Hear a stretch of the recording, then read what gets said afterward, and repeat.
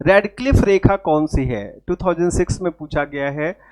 Okay, मतलब लंबा समय हो गया, 20 साल हो गया पूछा गया है, बट फिर भी ध्यान रखना अभी तक एमपीपीएससी में बहुत कुछ चेंज नहीं हुआ है। मतलब ऐसा मत सोचना आप कि एमपीपीएससी बहुत बदल गई होगी, ना ना ना, 20 साल पुरानी जैसी थी कमीशन, लगभग वैसी ही आज भी कमीशन है, वैसा ही प्रश्न पूछा जाता है। थोड़ा बहुत देखिए 10-20% भी ना बढ़े तो फिर क्या ही बढ़ोतरी हुई, तो 10-20% का फर्क होगा, बाकी ऑलमोस्ट वैसे ही क्वेश्चन आते हैं, मैं आपको आगे दिखाऊंगा।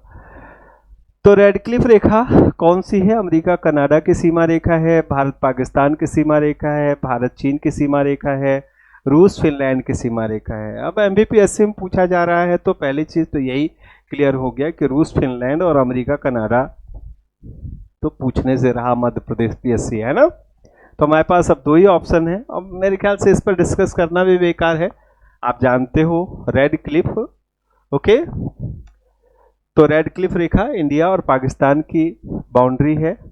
अब इससे जुड़े कुछ जो फैक्ट्स हैं वो मैं आपको बता देता हूं कि सिरिल रेडक्लिफ, क्या सिरिल रेडक्लिफ नामक एक महोदय थे, एक विद्वान थे।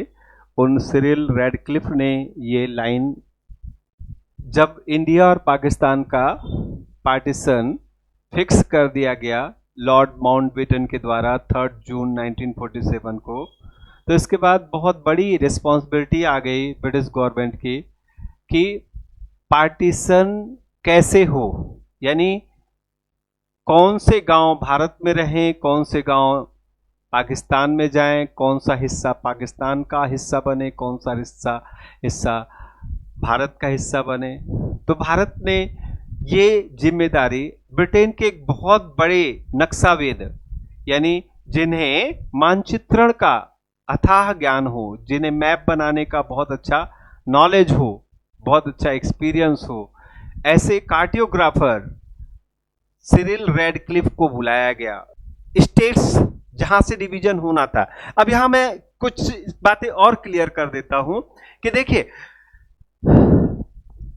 सिंध में कोई डिवीजन होना नहीं था, डिक्लेयर था, सिंध पूरा का पूरा पाकिस्तान में जा रहा था, बलूचिस्तान पूरा का पूरा पाकिस्तान में जा रहा था, नॉर्थ ईस्ट फ्रंटियर पूरा का पूरा पाकिस्तान में जा रहा था। तो बचता क्या था? फिर बचता था पंजाब। इधर अगर हम ईस्टवर्ड देखें तो ईस्टवर्ड बंगाल का विभाजन होना था, बंगाल का एक हिस्सा जिसे हम पूर्वी बंगाल कहते हैं वहां पाकिस्तान में जाना था।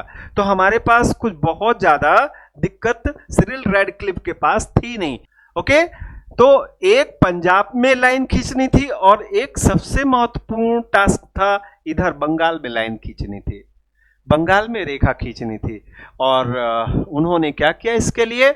उन्होंने इसके लिए यहां जो बाउंड्री के थाने थे, थानों से पॉपुलेशन की डिटेल मांगी कि आपके थाने के अधीन, आपके पुलिस स्टेशन के जो टेरिटरी में कितने गांव हैं, उन गांव में हिंदू और मुस्लिम पॉपुलेशन क्या है। जहां 80% से अधिक पॉपुलेशन थी जिन गांवों की मुस्लिम पॉपुलेशन, उन गांवों को पाकिस्तान को दे दिया गया।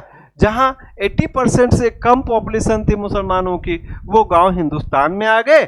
और इस तरह से एक ऑफिस में बैठे बैठे सिरिल रेडक्लिफ ने एक लाइन खींच दी, and this line is called Radcliffe line.